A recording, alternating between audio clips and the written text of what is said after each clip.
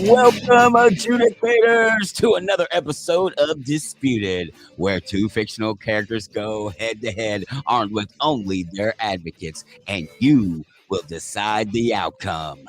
Everything is disputed. I will decide the outcome. I get to You, decide. the general you. The general you. I was just a corporal you. Actually, I was a specialist. How you doing, my man? I am well. Life treats me pretty well. We roll with the punches, and I get to do things like this to keep things level, balance, if you will. Yeah, I just I need some balance, and now I'm off work until the 21st. I go back to work. I like to take off Veterans Day and my birthday week, so because I was a veteran. So happy happy Veterans Day to all my service siblings out there. I hope everybody's doing good. If you're not, and you need to talk, you can always reach out. Renee Encarnacion, who's been on here before and has been on How Are You Now? We are always sympathetic ears to our service siblings. So you can find us. I'm at Kistulu on the tweeties here. You can come to at Disputed Pod as well. But anyway, thinking of my brothers, sisters, and others in service. All right. You have any folks been in the service there, Damon? Not in my generation of family, but like my dad, like that line, like a bunch of my cousins, uncles, my father, my grandfather, I think granddad fought in the Korean War. I've got an uncle that retired probably 10, 15 years ago. So I've got a lot of family that's been in the military. Right on. I mean, yeah. And I know a lot of us, myself, I will speak for myself. I was poor and I wanted to go to college. And so that's why I signed up. Initially, I was like, yeah, it's the military. They're cool. They got stuff and maybe I can go to college. And I ended up going to war while I was in, but I hadn't expected. It had been, quiet for a bit. So I was, but I came out unscathed. Fortunately, I was in the first Gulf War in artillery, which explains why I don't hear so well anymore. Yeah. But yeah, it was an experience. It was I don't it's not something for everybody. I can't even say it was for me, but it was an experience. So what do you say, Damon? What do we tell folks who we are? Alrighty, what's up, blurs and nerds? I'm Demand, father of two, husband of one, and I am the sensei of 7-syllable silliness.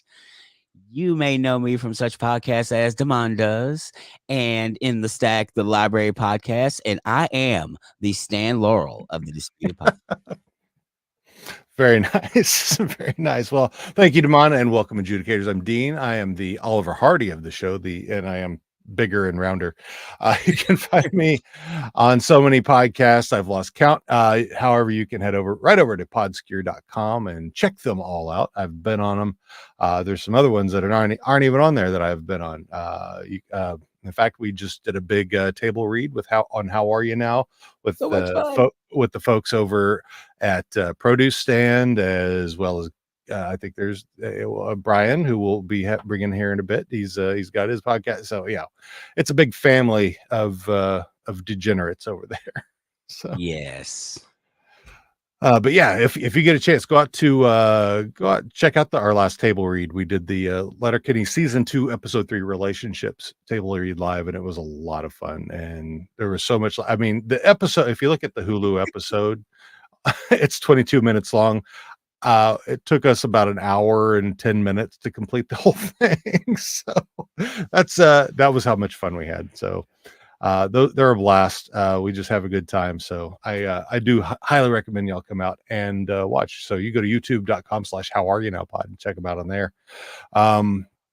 As well as our other stuff on How Are You Now. But and anyway, man, these things are flying by so quickly I can barely catch my breath anymore. Our last episode was a nail biter featuring Beatrix Kiddo from the Kill Bill franchise going up against Amos Burton from The Expanse. And you know what? Let's did I actually download the thing? Pretty sure I did. I may have just forgotten to upload the file. Let me upload this video real quick so that we can all see exactly what happened with this last episode. Let's get back into this weird arena. Here comes Amos Burton and Beatrix Kiddo. This is gonna be good. Oh, the brothers disputed. Very good. I like that. We're yoked, and look how I don't know if I'm wearing something. I mean, must be wearing something that wide because I'm like I'm not that pale. So you know, unfortunately, in WWE 2K22, I think, and before, you couldn't have the women and men fighting against each other. So we had to stand in order to take on Amos. Oh, well, that's just rude. That's just rude, bro. Rude. Oh, there I go for a suplex. Oh, I hope your arm's better. Imagine that. Oh, that was so unnecessary. I'm pretty for that. I need my back crack. That felt good, actually. Oh, there she goes. She taps out. So we just keep getting beat up. And Amos just gonna say, he says, "I'm not done yet. You thought I was done? Hell no, I'm here." This is the most unrealistic thing. This has been the most unrealistic one yet because after one of what that was first suplexes, I'd have been gone. But there was that one spot in there where he cracked my back, and I'm like, that looks like it felt pretty good. I mean, I could use that. I mean, Amos would be a very good chiropractor, I think. Oh yeah, no doubt. No doubt. Yeah. Thanks to our good friends Keith and Heather Mackey for making these awesome videos. You can find them on Twitter at Heather Mackey 1. That's HeatherMaki 1, and at SOL Freedom 10, SOL FREEDOM 10 on Instagram. But yeah, I had no idea what to expect with on this one, and I just I mean, there's such a love for both of these characters out there on all sides. I mean, if you love Beatrix, you could easily love Amos, and vice versa. They're both awesome, badass characters. So yeah, I just had to sit back and wait, and like much of the races in these midterms, it went back and forth a lot. Now, this wasn't the best turnout of the polls. They were only 20, but the entire course of voting, it was so zigzag and even the entire way. Can't imagine the results would be drastically different had there been 50 or 100 people voting. But scrappy and tenacious as she may be, Beatrix Kiddo just could not hold out. She left Amos with the dub, and the final score of Beatrix 45%, Amos 55%. Thoughts, Demond? I am not surprised it was that close.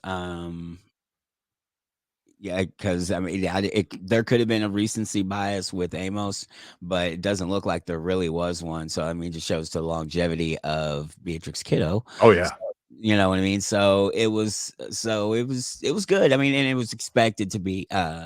It should have been tight because it was the final of the Elite 8 matches. Yeah. So now we're into the final 4. So Amos will fight Kato, right? Yeah. Next time, yeah. Yep. So so of course it's going to be nip and tuck and tooth and nail and fought to the end, and it was close as it should have been. Yeah, I mean, and these final 4 here that we're doing now. I mean, these are the best of the best of the best with honors, sir. So it's this is just going to be don't look away because you're going to miss something. So Am I right or am I right? On the nose. And think about who's been beaten. You got Wayne from Letterkenny, Mm-hmm. John Wick. I mean, just Jason Bourne. Like Yeah. those are the people who couldn't get here. So we are Yeah. really into top tier. We're into the A tier fighters now. There are no scrubs in the final four. No scrubs. Oh man. So we got a dispute this evening, my friend. What do you say we get into it? Surely. This evening, we bring to you two tactical tacticians to tantalize your taste for brutality. One brings his skills from his homeland to the new shores to find his family. The other has honed his skills the other has honed his skills and body over years of policing special operations soldiers in the army. Who are these two bastions of barbarism, you ask? Only two of the fiercest foes ever to furnish a fatality. A Sahm from Warrior versus Jack Reacher. Everything is disputed. Can you feel it? Ooh, Can you yeah, feel it? brother. Yeah. Dreamers into the top, yeah. Ah. Whoo. Man, I don't know what to think about this one. I mean, I've got a little bit of bias there. I do run. Well, I did. I don't know.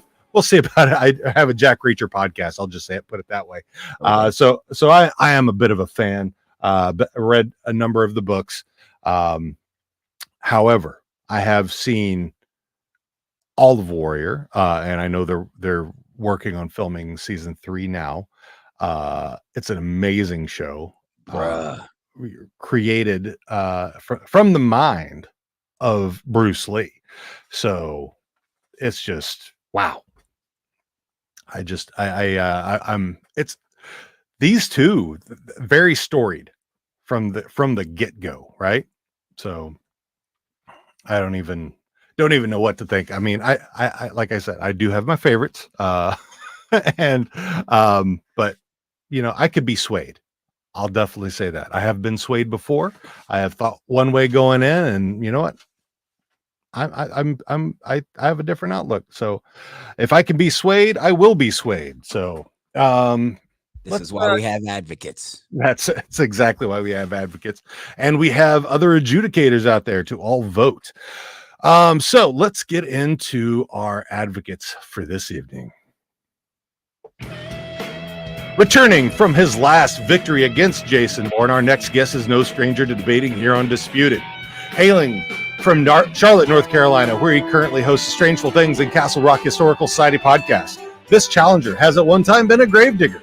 There are no pseudonyms for this advocate, so let me introduce you to our resident linguistic luchador, and master in the mask, Acadia Einstein.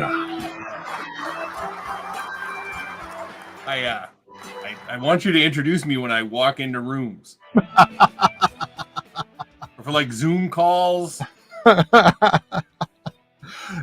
think everybody deserves to be pumped up when get you pumped up and get you going, and it kind of makes you excited for what's about to happen, right? If I walked into a Zoom call after hearing that, I would say, "Can you all see my screen?" with such authority. Oh man! So, Katie, how are you? I think I'm assuming you're advocating for the same person this evening. Oh, of Any course. Think new of what he'd do to me if I didn't. any new jabs you're going to be handing out this evening? Something anything up your sleeve that we hadn't heard yet? I mean, if I didn't bring something new, you could just show the old show. That's true. That's very true. I mean, I can definitely say every time that you're with us, it's always something new. It's something fun, and we enjoy having you every time. And you've been excellent. Have you lost anything yet?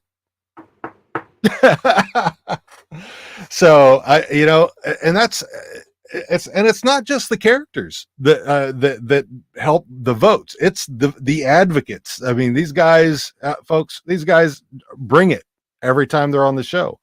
So it's just I appreciate it, and I appreciate the fact that you even gave me the chance to do it in the first place, because I just dug it from the beginning. Had no idea who Reacher was. Wow. Not an idea. Then I watched the show and I was like, boy, he's big and muscly. And now look at us. And broad-shouldered. Oh, Lord. Shoulders. All right, my friend. Let's what do we Damon, you ready to do your introduction here? Yes, I am. All right. Coming in with the 15th seed, representing Cinderfella and hailing from Pittsburgh, PA. He likes to compose weird songs in the bathroom. He's an author, Kenpo Black Belt, and the 2021 DDP Yoga Positively Unstoppable Challenge champion. He's got hands so fast he could take out Butterbean. Give it up for Brian Tang. Are you not entertained? Are you not muscular? Good Lord, you should see the video on this, man. Brian's got pipes, dude. He's wow. Yeah. What do you call it when a good flex show. is the flex? The flex is the flex. The flex, Is that the reflex? or reflux, as the case may He's be. got an arm over here, Whew. Mr. Freak Peaks. I have every muscle you have. I assume. He said, I assume. You know what? Oh. Yes, you do. Yes, you do. And they're yours, and that's important. Absolutely. Take care of them. Yes, take So, care of what Brian- you have. Yes, that's for sure. So, all right, Brian, tell us who you're advocating for this evening and why. Tonight, I am advocating for the man, the myth, the legend, the ass kicker of ass kickers, the man that can whoop your ass no matter what time period you're from. A Sahm. I mean, the man is probably one of the most complete fighters, All right, Sarah. period. Like, there's weight class, it don't matter. He just gets the job done because the man has a tenacity that your mama wishes she had when she was whooping your ass when you were out of line. The man just gets it done. He doesn't just get her done. He gets it done. He enunciate all his vowels. Oh, he enunciates. He hits the vowels, the subjects, the predicates. He hits everything that moves. Okay. But how are his shoulders? Oh, his shoulders are pretty badass. I mean, they're not Brian Tan, that's for sure. But you know what? Assam hits everything so hard. He comes to my house and the fish stop swimming. Ew. Ew. Okay. On that note, you want to talk about the rules? You want to tell the? I want to? Sure, why not? Let's do that. So the rules, my friends, are as follows. Debate timing is each advocate gets 5 minutes of an opening statement, followed directly by their opponent's rebuttal for 2 minutes. After opening statements and rebuttals are completed, each host, Demond and I, will ask a question of each advocate, which they will have 2 minutes to respond. If you happen to be out there watching and want to ask a question, you may feel free to do so, and we'll get it on the screen for them to answer. Once all questions are answered, we will go into closing arguments, starting with Advocate 2, getting a 2-minute closing argument, and then Advocate 1 closing out with their 2-minute closing argument. Both advocates can bank their time, so if they don't hit the full 5 minutes at the end of their opening statement, they can bank that for later use. And moderators, Damon and I, can extend time up to another 30 seconds. So Everybody understand? All right.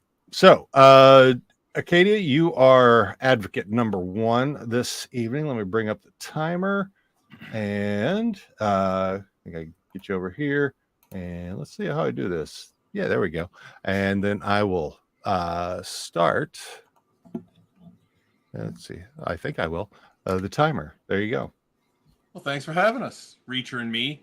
You can't see him because he's super tall, but he's up there casting a shadow on me and the idiot cats you can't see. And on this whole tournament, everybody who faces him has to figure out how to sweep the right words into an argument pile and then try to make that pile big enough that Reacher can't get through it. But he can. He always can. And even if he couldn't, he could see over it. And even if he couldn't see over it, he would have already snuck around it and gotten behind his opponent and leveled them before they could even write the last line of their opener, and then sit back and smile and nod like Doogie Howser did every goddamn week. And that's the thing. How many times can we go over it? How many ways can we say that Jack Reacher is bigger, stronger, and mightier than everyone else in this tournament? Because he just is. I'm sorry. Here we are, again. And this time we're facing the baddest man in 1870s Chinatown, San Francisco, Sahm. And do not think for 1 minute that I am sleeping on this man. I am not. He is formidable. His show was murdered, but it came back from the dead. That's a power. I had a whole thing about how we should all band together and throw David Laslav in a fucking river, but now I'm not doing it because he brought the show back. Terrible research as I had. See, sure, he was on a show that was on Cinemax, which I thought only had scrambly tit movies, but it was a good show. And I want Sahm to stay in Chinatown. I want him to keep fighting other opium tongs and random Irishmen. I want him to say, cross the salt and all the other neat shit that he did, because since I'm loyal to Reacher and I want him to win, I watched enough of the show, like I said, to get the gist of it, and I recognize how cool he is. And he's tough, and he's smarmy, which I like even more. Remember that time he said a wisecrack, and then the guys got mad, and then he beat them all up? Gold. And that's where I want him to stay. I like him there, because if he's there, the only thing I have to worry about is kind of pretty far-fetched. If he had 10 years, he would definitely be the boss of all the opium. And he would have been able to branch out from San Francisco. And if he branched out, he may have gotten as far as Hill Valley. And if he gets to Hill Valley in 1885, he might run across Doc Brown and would have, on principle, kicked Biff's face in instantly, just in case he'd been thinking about moving into opium instead of just basic menacing. And then with that out of the way, he could have gotten all the train stuff done at a leisurely pace and given Mary Steenburgen a chance to realize that she got mixed up in time travel before and almost got murdered by Jack the Ripper. Look it up. Stay where she is. She's a goddess, time after time. But for real, I'd do anything to keep Sahm from coming to the future where he could potentially cross paths with my man. My man with the clothes he bought just that morning at CVS. Pickings was slim, so he only had 7 bandanas, a pair of compression socks, and a CPAP mask for his dick. Not his best day, but still, Sahm doesn't want any of that. Nobody wants it. I'd prefer Sahm to find Jack the Ripper than Jack the Reacher. I don't want the fight to happen. It's going to be bad. And here's why. Let's put in Bruce Lee. We'll take out the actor that played Sahm. We'll put in Bruce Lee. He's 3 inches shorter and 30 pounds lighter than Sahm. So to keep it fair, we'll take out Reacher and put in Muhammad Ali. A little shorter and lighter, so good fight. Here's what the actual Bruce Lee said about fighting Ali from the book, The Making of Enter the Dragon. Bruce's right hand followed Ali's right hand. Ali's left foot followed Bruce's left foot. Bruce was fighting in Ali's shoes. Everybody says I must fight Ali someday, Bruce said. I'm studying every move he makes. I'm getting to know how he thinks and moves. But Bruce knew he could never win a fight against Ali. Look at my hand, he said. That's a little Chinese hand. He'd kill me. So I'm not speaking for me. I'm not speaking for Reacher. I am letting Bruce Lee, who nobody in this tournament would step to, do my advocating for me. It just won't work. If it wouldn't work with Bruce Lee, even though Reacher is no Muhammad Ali, it certainly isn't going to work with Sahm. He's good, but he's not that good. Well, that was an opening statement. Brian, my friend, if you are ready, let me bring up the 2 minutes, and we'll have you. Oh, there, are we going? There. Why am I not going? I didn't know. Figure it out. Figure it out. Yeah. Sort yourself out there. I'm Stop trying. rigging the election. Yes! There we go. So here's the thing. Bruce did say that, but we ain't talking about Bruce. We talking about Sahm. Sahm is based on, and what do writers, which I am, do when we base our characters off of ourselves? We eliminate our weaknesses within the character. We see the character as we wish to be. Sahm has gone up against bigger. He's gone up against multiples. He's gone up against different styles. Matter of fact, 9 times out of 10, he's always the smallest dog in the fight. But that's okay, because the fight in the dog is always bigger than everyone else. Matter of fact, that fight's bigger than a dog. That damn fight within Sahm is a damn dire wolf.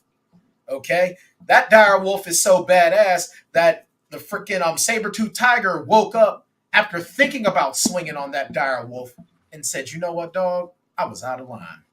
I was way out of line.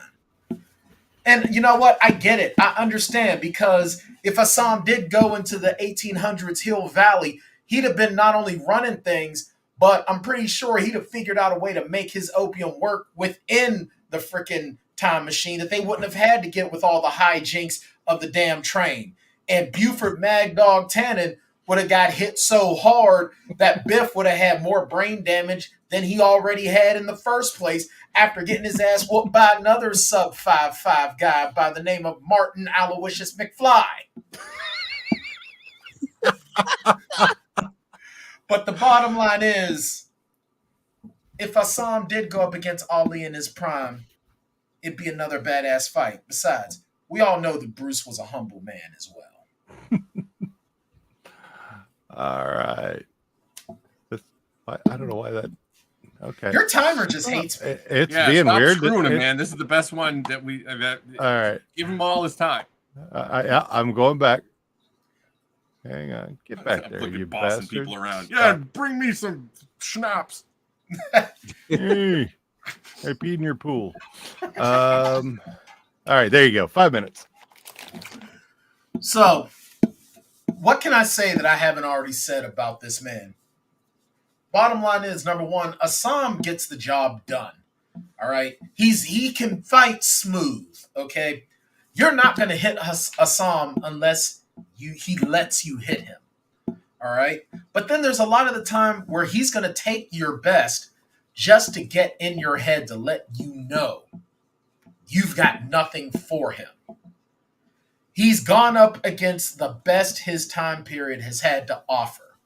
And I know a lot of people will sit there and say, because last person I went head-to-head against with Sahm tried to say, oh, well, the time period's different, blah, blah, blah. Look, cats were just built differently. Even 50 years ago, okay? People that we look at nowadays and go, that's just that guy. There were a ton of them back then. So to be that guy back then, you had to have something more within you to set yourself apart. People nowadays think that folks got some dog in them. Yeah, you got a chihuahua compared to some of our predecessors, okay? Because the bottom line is, Sahm and the folks that he's fighting with, they have one thing that a lot of folks miss. The fact that they are fighting for survival. We're not fighting for survival in the 21st century. What are we fighting over? We're sitting here throwing like hissy fits over Twitter about dumb stuff.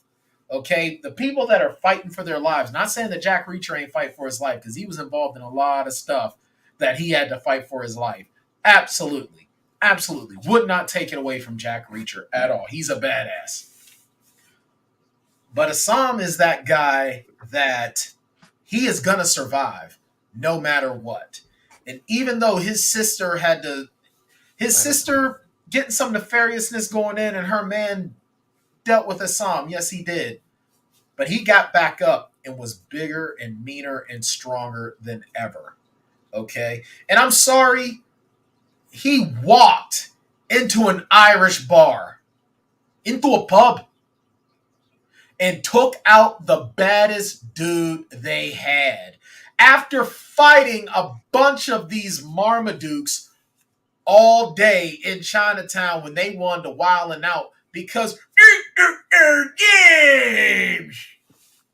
So he spent all day taking out mooks, then walked into their house and took out the biggest, baddest man in the yard. Come on. Really? And let's take a look at that. Man, Dylan has it. That man had at least 4 to 6 inches in height and well over 150 pounds. More like, maybe I'm exaggerating, more like 100. If Assam is walking around at about 130, 150, man, D is walking around at least 6'5", 250. 6'2", 250. Come on, that is a battle that on paper Assam loses, but he didn't. Why? Not just because it's in the script, because he's just that guy. Him and Jack Reacher and Big D, both big guys, big, broad-shouldered, badass guys. Main difference, yeah, Reacher has training under his belt.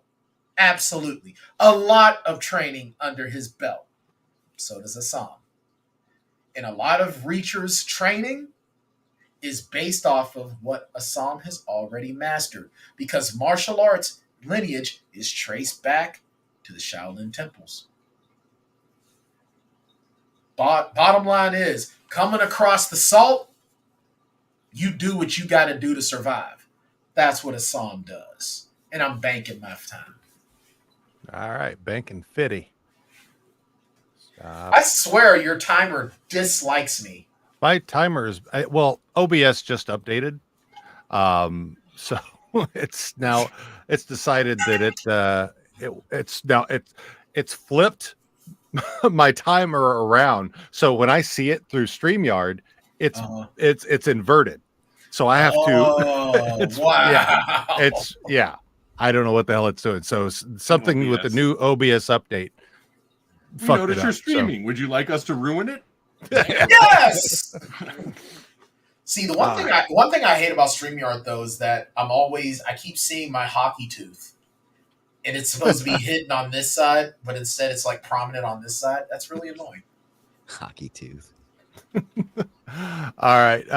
Let's see. Now let's go ahead and bring up Acadia here, and let's see if I can start the 2-minute timer. Boom. I was trying to figure out where to start. A lot of good points.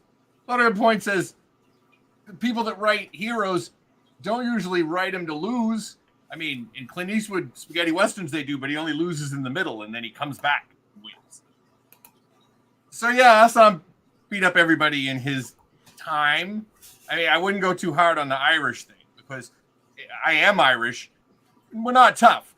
We're drunk and we had to spend all our time making out in phone booths and shit because we couldn't go home because we all lived with our mothers. And we have the Quiet Man. That was a good fight. But other than that, not so much.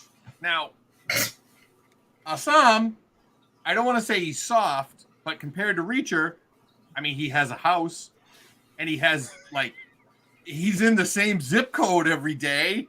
And I wanted to think about what you touched on as far as the time that they're in. Because I was trying to think of, so if Assam came to the future and was a contemporary of Reacher, he would have had a bunch of things distracting him and he wouldn't have been able to focus all his time on learning his martial arts because he would have had fucking Twitter. And if Reacher went back in time he would not have had the military training that he had, but he'd still be as big as he was because he wouldn't have to invent a gym and like lift cows and stuff because he's just like that. And he could have studied the same stuff Sahm did. So I'm not taking anything away from Sahm. If I had my way, if this show wasn't so fucking mean, I would just have Sahm get Reacher hooked on opium and they could be friends and have adventures. That would be an interesting show. I'd watch the shit out of that. I would watch the hell out of that show. So that would be so. That's like the Shanghai Noon. A better version of Shanghai Noon. Shanghai Eclipse. Yeah, not to be confused with that awful Twilight movie. All right. Let me kind of. We're gonna have some Q&A for a bit here. So, Demond, would you have a question that you would like to ask our friend Acadia here?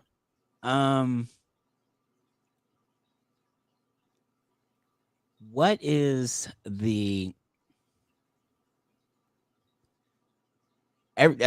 speed advantage goes to Sahm, the strength advantage goes to Reacher. What is that? What's the and it's going to be a game of inches basically. So what is the one thing that Reacher has that will put him over the top? Because this is going to be close. It's a great question. I studied. You're supposed to go, great question when somebody asks a question. So let me put it to you this way. Yes, Sahm is fast. If they took those cool little hatchets they have, and you had Sahm and Reacher next to each other, and each one of them had to have one of those little hatchets buried in their shoulder, would your vote on who would win change? Because I'm pretty sure that Reacher would be better at taking hatchets, which means, is he going to take a back punch? Yes. And by the way, I watched a lot of videos of YouTube martial artists. I don't know. They could have been clowns, but they analyzed the fights in The Warrior, and they said everything was like technically on point to the degree that when they choreographed the fights, Sahm fought in an Eastern style, and they made sure that the Americans fought like Americans. Like he's like in martial arts, you never see anybody throw a hook. Like it was really, really smart. And he's a really, really good fighter. So I'm not taking anything away from him. I'm just saying that he could hit Reacher. Would you want to get hit 10 times by Sahm or have Reacher pound you on the top of the head like you were a circus tent steak once? I think that's the difference.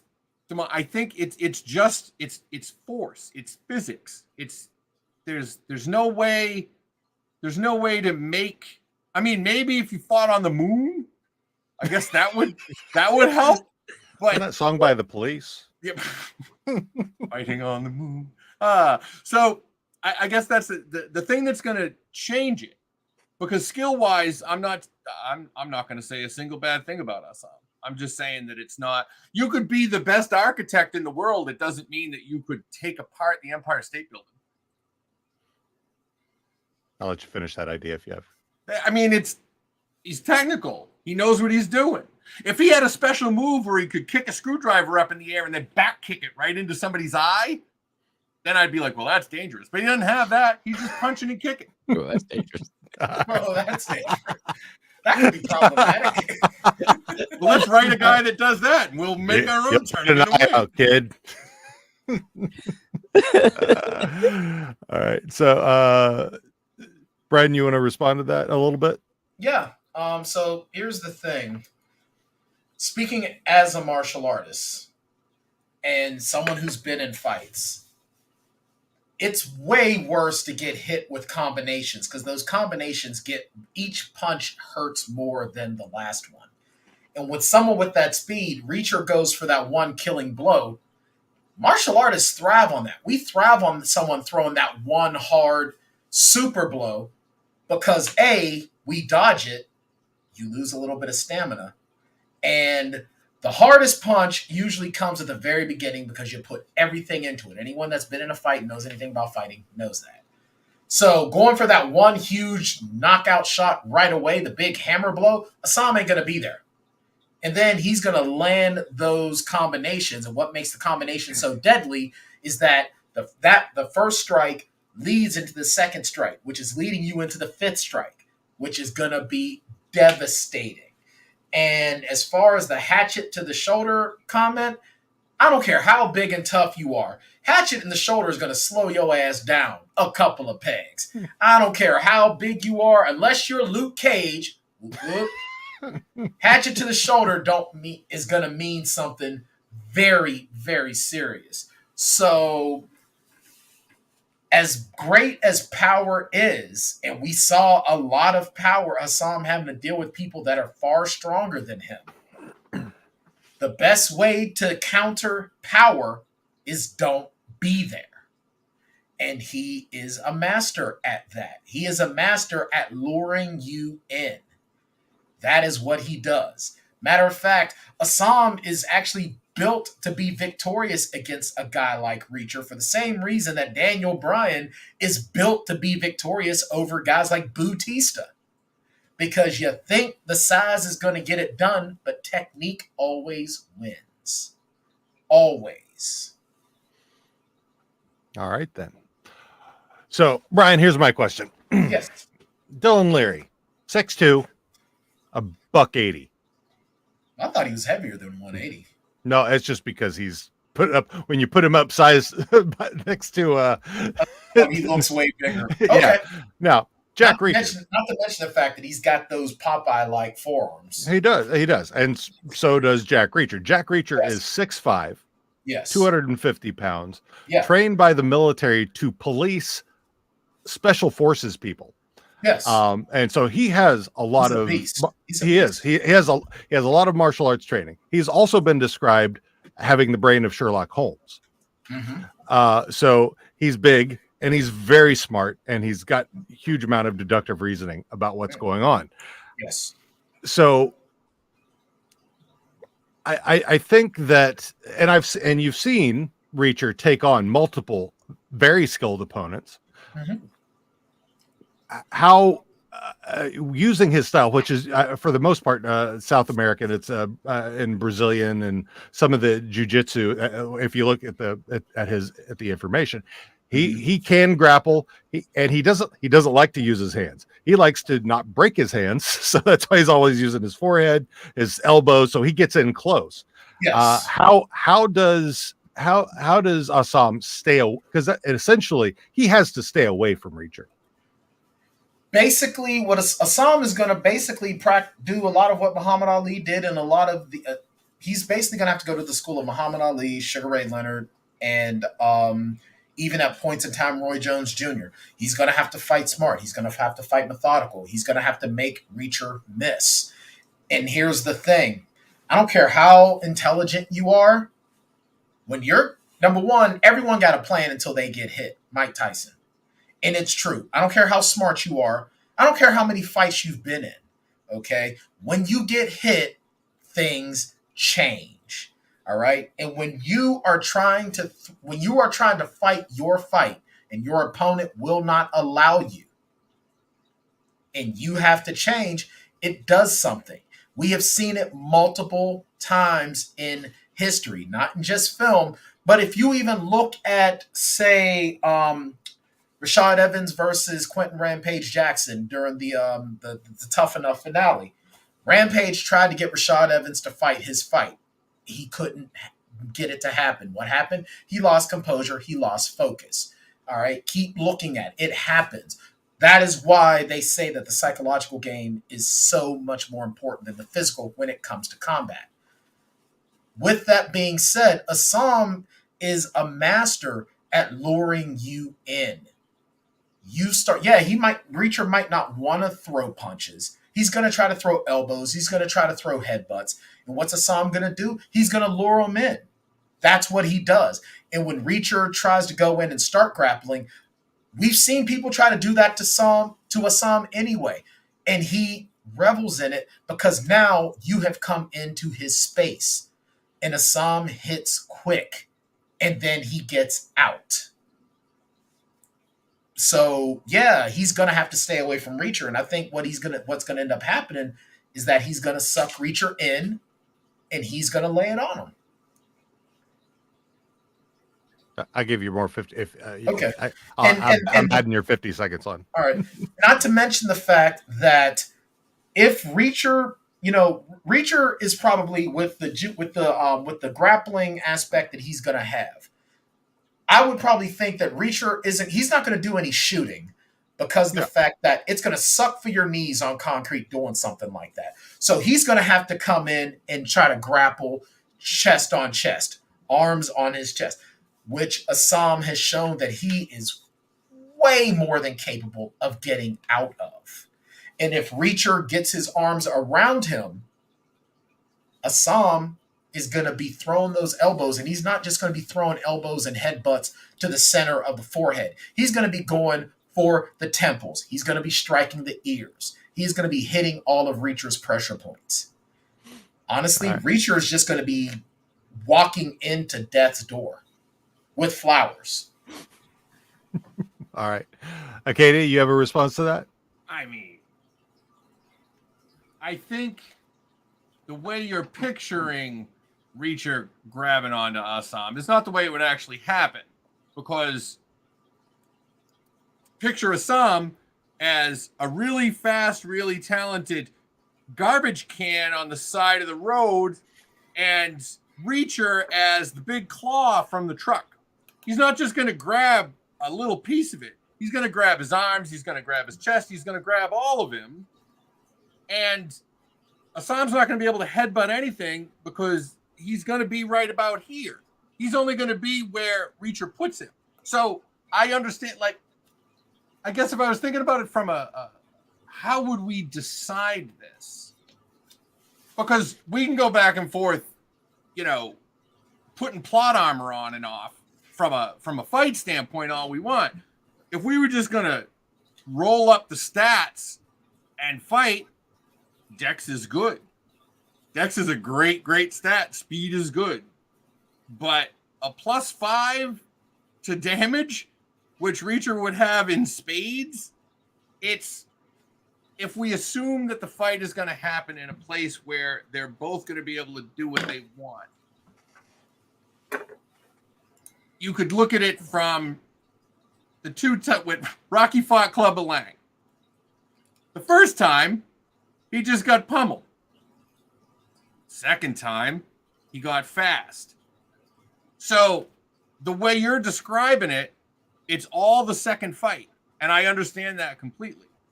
But the fact of the matter is that there would be at least a minute of first fight in the battle between Sahm and Reacher, and that's all Reacher needs. Because once he has you, you're had.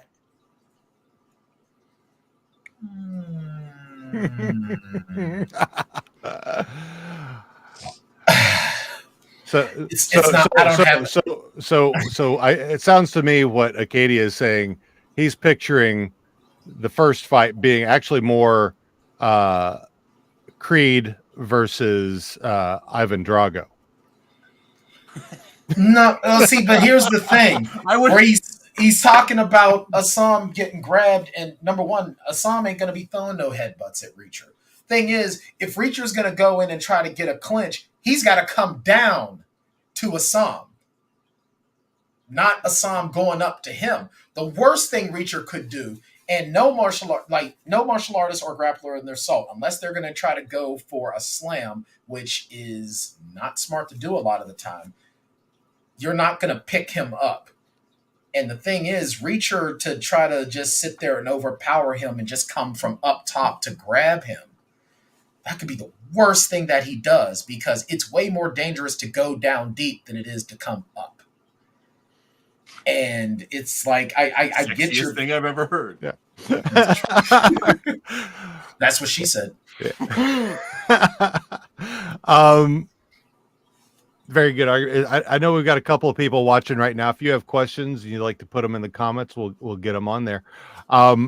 Yeah, I picture, because Assam flies. Yeah, I mean he can jump, uh, things that I picture in a fight like this is Jack's not slow, but he doesn't have to, he can grab. If you're flying at him, he'll grab you. I do picture that. I do also picture Assam landing those tough blows like he has on Larry, because granted, Reacher's not as fast as Assam. He's definitely, you put Larry versus Reacher, Larry's dead. Leary is gonna die 5 times. So I think Assam had a tougher time with Leary than he would have with Lee than how it would be with Reacher. Assam had a tough time with Leary as it was. Reacher is fighting, because he'd been fighting all day too. Yeah.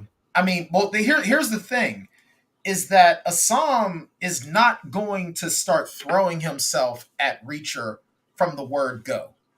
He's going to let Reacher come to him, because, I mean, Dean, you and I are bigger guys. You're bigger than I am. When you're getting ready to go into it, you're kind of coming in aggressive. When you're a bigger person and you think that you have size and strength on someone, it is natural for you to come in as the aggressor.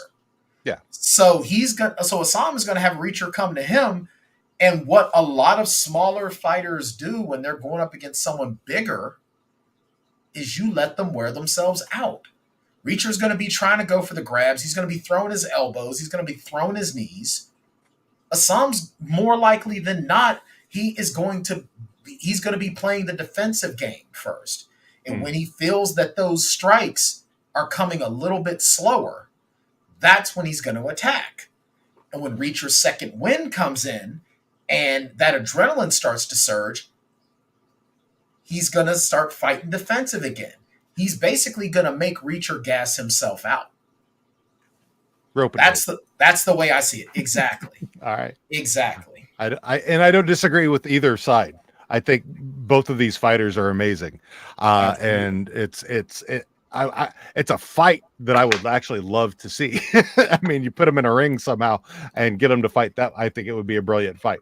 You put that on pay-per-view, man. I'm getting it. I'd like to see the Ultimate Warrior stuff rolled up to actually do that. Damon, you have any other questions? Before we get into our final two? Yep. Go ahead. I do not. All right. Let me. I have to say too that I love Alan Richardson. I think that when he was on Smallville, he was always like the best part of Smallville. When he's on Titans, he's among the best part of Titans. He's cool. He is amazing at the role. Definitely. So, Brian, if you're ready for your closing argument, I will start the 2-minute timer. Go for it. So, the Alan Rickman version of this long-standing character, Richson. It's not Snake. Richson. Sorry, The glass. he's my favorite. He's my favorite iteration of the character, hands down. He truly is. He's big. He's strong. He's very knowledgeable. But Assam, as I've already stated multiple times already, he's going to lure Reacher in. And it is way more important. You ask any martial artist worth their salt. It is always said that the technique is better than power. Technique is better than strength. Matter of fact, my Hanchi tells me every time I'm in the dojo, use the technique, not your muscle. Because the bottom line is, Reacher is going to try to go after Assam, and he's going to try to make the fight his. And he's going to gas himself. He is going to gas himself royally. Assam is quicker. He's more agile. He knows where and how to strike. And if Reacher were to go back to Assam's time, Reacher would not have martial arts experience, because martial arts was still mystical and magic. Ooh. So Reacher would not have, he would just be another big guy that could fight.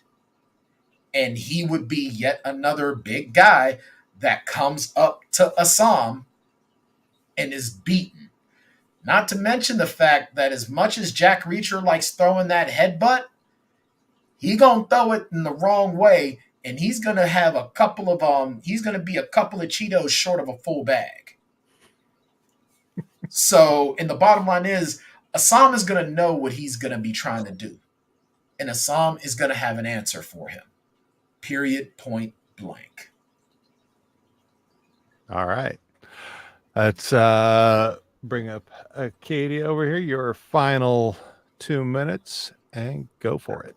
Okay, we may have uncovered it unintentionally, a conspiracy where martial arts teachers tell everybody that technique is more important than size because they can't make people bigger, but they can keep charging them for martial arts lessons. So we ought to dig into that. Now, I take that personal. As far as wow, I take that very personal. I'm just asking questions. So, wow. The one thing about this entire debate, and I understand it, and again, Brian, this has been amazing.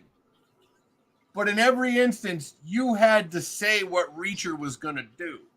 And in an actual fight, Reacher's going to do what Reacher's going to do. The implication, which is every time somebody talks about Reacher, he's big, he must be an orc. They just take the whole he's smart part aside. Well, it doesn't matter how he deduced how he got there. Look at the Robert Downey Sherlock Holmes movie. Now picture a guy that's 6'5", 250 pounds, thinking about slow motion punches flying all around, hitting your boy. The fact is that if they're going to fight, they're going to hit each other. If you're going to tell me Assam's going to run around until Reacher Clubber Langs himself and then barfs in the middle of the ring and falls over, I will tell you, Assam will win.